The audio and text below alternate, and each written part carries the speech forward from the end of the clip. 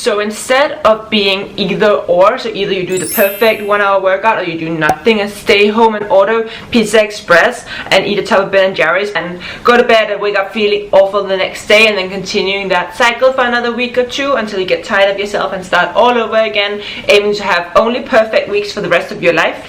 Or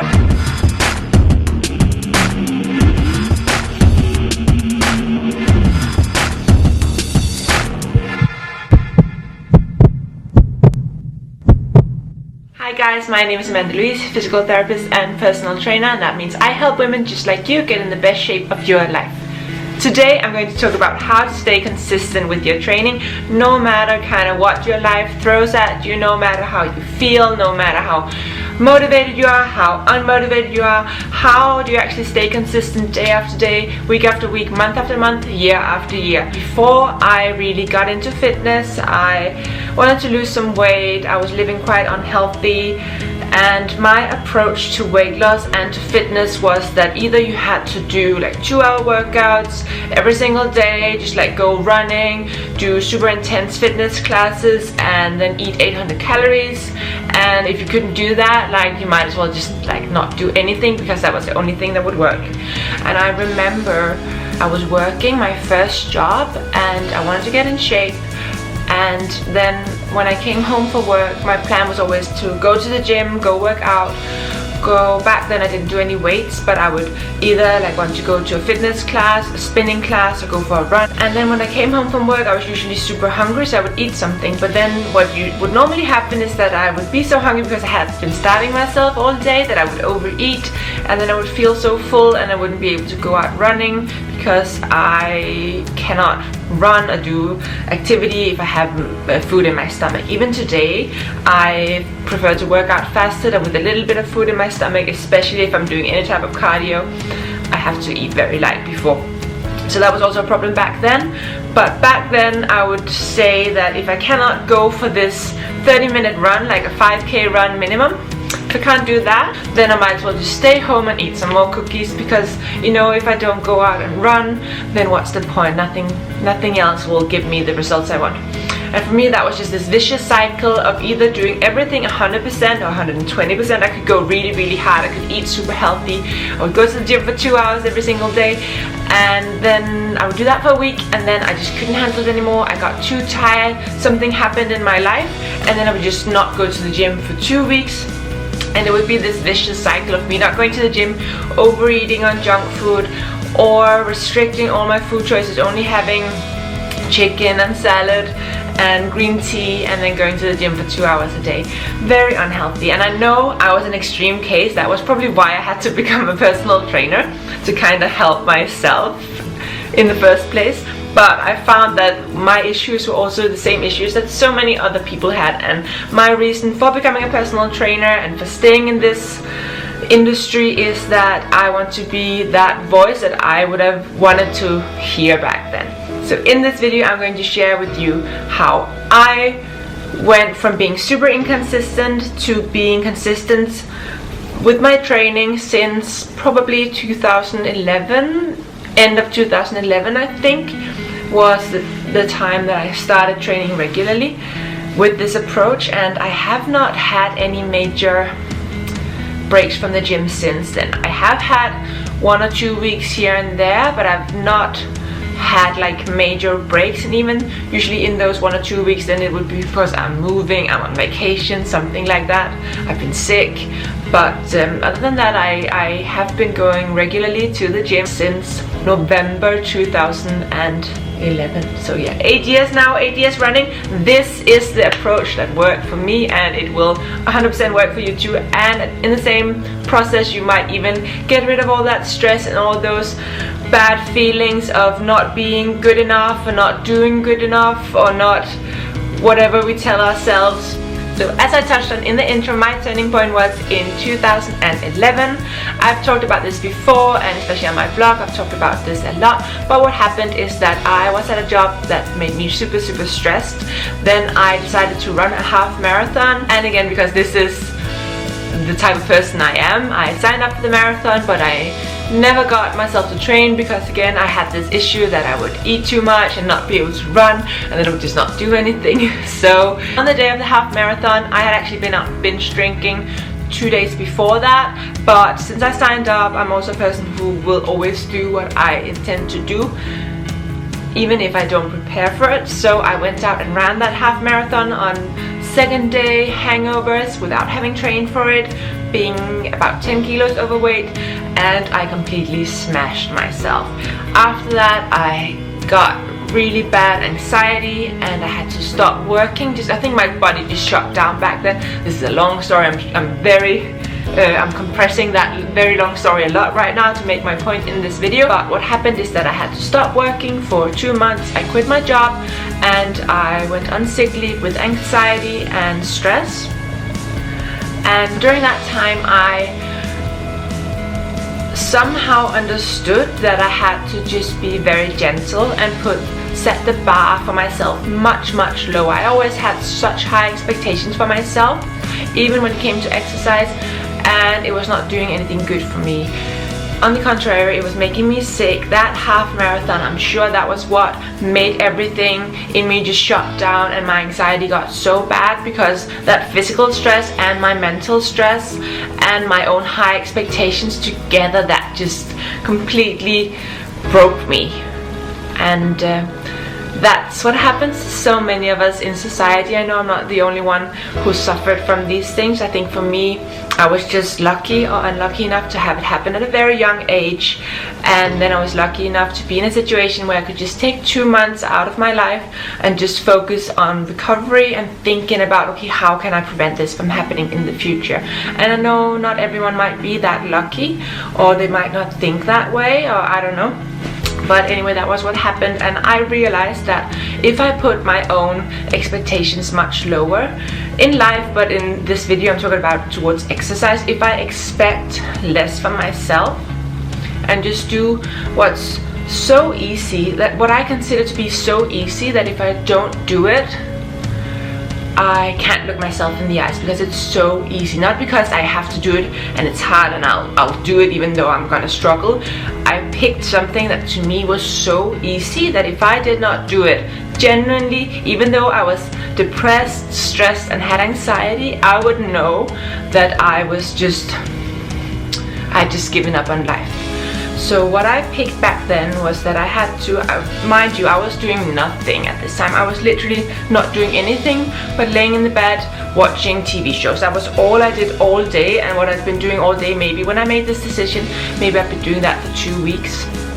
And my psychiatrist told me that I needed to start exercising. So I chose that I had to go for a walk outside for 20 minutes every day. That was my personal version of having super low expectations towards myself, and it's gonna be different for everyone. You just have to pick something that is so easy. If you don't do it, you can't look yourself in the eyes. So for me, that was a 20-minute walk every day, and later on as I got better, and even now today, I know that if I have decided to work out 5 days a week, if I don't feel like working out, unless I'm sick, of course if you're sick it's different, or if something happens in your life and you just can't make it to the gym that day, that's also different. But if you have a day where you actually do have time, or you have some time, maybe not a lot of time but a little bit, and you just don't feel like going to the gym, then I always pull out my 20-minute walk. And I tell myself, you know, just go to your apartment gym or go outside if the weather is nice and do 20 minutes of walking. That is all you need to do today, and if you do that, it's fine. That concept has changed my life, and when I say I've been going to the gym consistently for 8 years, this is what I mean. This has saved me. Now, of course, since I'm feeling better, my mental health is better, my physical health is good, I'm not as busy with work, so I also have more time. Of course, now usually I go for something a little bit more difficult. So that could be I will go for 10 minutes on the treadmill, and then I'll lift weights for 20 minutes, and then I can go home. But it's all up to where you are in your life right now. I use the 20 minutes of walking as an example because walking is something you can just, you know, put on your shoes, go out and walk. If you're in the office, go for a 20-minute walk in your lunch break. If you're on vacation, go for a 20-minute walk around the hotel neighborhood. It's something that you can do almost no matter where you are, and you can still fit it in. 20 minutes is such a short amount of time that if you don't have 20 minutes once in a while for yourself to go for a walk wherever you are, then maybe you should start looking at your life circumstances. But for some people, 20 minutes is too much time. They can't take that time out of their lives, and then instead of 20 minutes, it's doing a 1-minute plank on the floor before you go to bed, or doing 20 jumping jacks, 20 squats, and 20 lunges. It can be whatever it is to you. You know, I'm not gonna judge. I'm just gonna tell you to pick something that's easy for you, that's so easy and so convenient. This is what you can always pull out and just do, and you can check that box and move on with your life. That is how you stay consistent with your training. Now you may be thinking, okay Amanda, that's all good, but it's not my goal to do what's like my minimum thing that I can do every single day and have that to be what I'm consistent with. I want to work out hard, I want to make results, I want to get in shape, I want to be strong, I want to be fit, I want to lose weight, I want to gain muscle, whatever you want to do. And I fully understand that. And let me just put everything into an example for you, so you can see how I use this minimal effort tool to stay consistent with my hard workouts as well. What you do, let's say that you are a person who can train 3 times a week. You can train Sunday, Tuesday, Thursday every single week. You can do 1 hour of training on those days, and this is when you're highly motivated that you will be able to do, let's say, 15 minutes of cardio and 45 minutes of strength training. And you'll do a full body split, and you do that, like I said, on Sundays, Tuesdays and Thursdays. That is when you're highly motivated, when you have a perfect week, when your boss doesn't call you to come into work early or stay late, and when you don't have deadlines or birthdays or sick kids or whatever that you have in your life that comes in and kind of disrupts your rhythm. So on a perfect week, you work out 3 times a week for 1 hour at a time. That is your consistent, perfect week schedule. Then of course we all know that life happens, or maybe you just don't really have motivation to go to the gym on those 3 days for some reason. It can be because you're tired, you didn't sleep enough, whatever. Now what you do is you have this perfect week, which is what you do most of the time, or as much of the time as you can. You know, this is my workout schedule. You have a set plan, you go in the gym, you kill it. Alright, you did that on Sunday, Tuesday, Thursday, the first week, perfect, you feel great. Next week comes along, Sunday you're fine, Tuesday you're fine, then Thursday comes, and on Thursday you are so tired. You've had the worst week at work, your boss made you stay late, and you come home at 9 p.m. and you know that Friday you have to wake up early and do whatever, and you're just not feeling like spending that 1 hour in the gym. So instead of being either or, so either you do the perfect 1 hour workout or you do nothing and stay home and order Pizza Express and eat a tub of Ben & Jerry's and go to bed and wake up feeling awful the next day, and then continuing that cycle for another week or 2 until you get tired of yourself and start all over again, aiming to have only perfect weeks for the rest of your life. Or knowing that you are prepared and you have this low effort workout that you can always do, even if you feel like shit, even if you don't want to do that easy workout, but you know that you cannot look yourself in the eyes and tell yourself that you decided not to do that incredibly, ridiculously easy workout, so you do it. So that is always your plan B. In between that, in between your perfect workout and your plan B, there's so many options. So maybe you just don't feel like going to the gym, but you could actually do a workout. So instead you pull out one of Amanda Louise Fit's YouTube videos that she's put up for you to do at home at your convenience, and then you smash out a 20-minute leg session, interval leg session, whatever. You just didn't feel like going to the gym, but actually you kind of want to work out.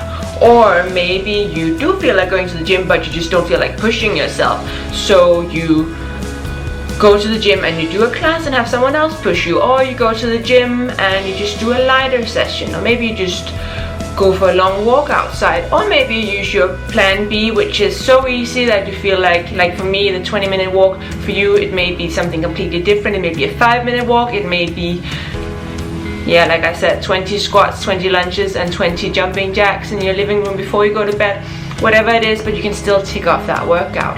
And then when Sunday rolls around, you don't feel like you missed a day, you don't feel like you really messed up, and you can continue. And even your body, you didn't have 5 days off, you still did something on that day, and your body is going to recognize that as exercise, and your body is going to keep adapting. So working out, being consistent, is all about the body adapting to that stress that you put on the body through exercise. And that is how you build muscle, how you build endurance, that is how you feel better, that is how your brain gets more oxygen, that is how it lifts your mood because you release hormones. All of that does not require a 1-hour workout. All of that just requires you to move your body. On some days, of course, push your body, work out harder, but on those other days in between that are not perfect, just doing something will keep you ahead of the game compared to not doing anything.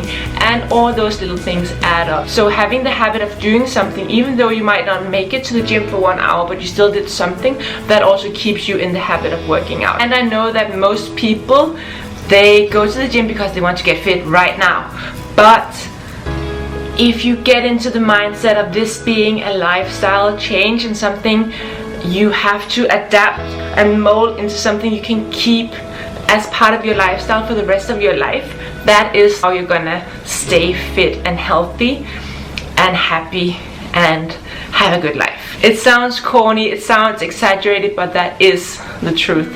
We need physical exercise, and unfortunately it's not really a part of that many people's lives, and it's really hard for us to make a part of our lives because we have so many other obligations and things we need to tend to, and we have such high expectations of ourselves that we just push ourselves too hard, and then we just collapse and we take time to get up and get going again, and then we self-medicate with food or alcohol or whatever we choose, or we get depressed. And if we can lower our expectations, if we can get into good habits, if we can give ourselves self-love and self-care instead of criticizing ourselves and expecting more from ourselves, if we can learn to do things that feel good and still push ourselves, but push ourselves at the right time, that is how you will be consistent with exercise. That's how you will be happy. That's how you will have a good life. Alright, I went really deep there, but anyway, it is the truth.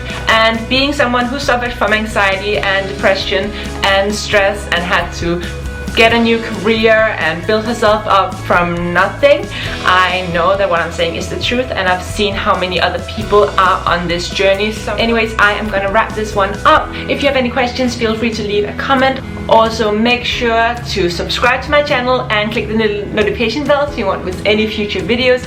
And if you want more free content like this, make sure you check out my blog and my Instagram. Especially on the blog, if you search for my story part 1, 2 and 3, I describe more about like the journey I've been on. Yeah, that's all from me today, and remember, train right and stay fit.